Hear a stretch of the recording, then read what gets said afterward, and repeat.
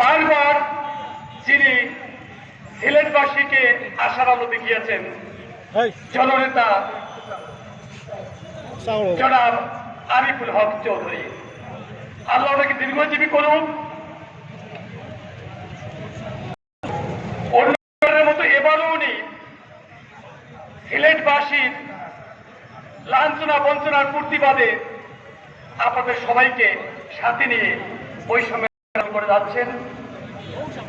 শুরু থেকে আজ পর্যন্ত রংপুর বিভাগের যারা সিলেটে বসবাস করছেন আপনারা জানেন, প্রতিটা আন্দোলন সংগ্রামে ওনার সাথে একাত্মতা প্রকাশ করেছে এবং আপনাদের সাথে আছে।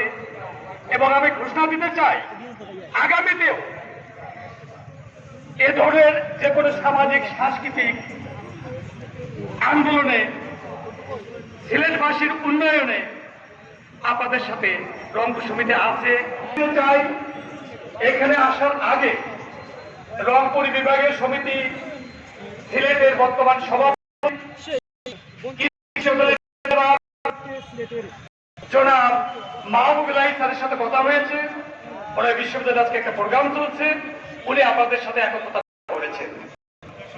আমাদের বিজ্ঞান ও প্রযুক্তি বিশ্ববিদ্যালয়ে বর্তমান থেকে যে দাবিগুলো তোলা হয়েছে, আমি গণপ্রজাতন্ত্রী বাংলাদেশ সরকারের তত্ত্বাবধায়ক সহ সকল ঊর্ধ্বতন কর্মকর্তাদেরকে উদ্যত আহ্বান জানাবো, সিলেটবাসীর এই ন্যায্য দাবি অবিলম্বে কার্যকর করা হোক।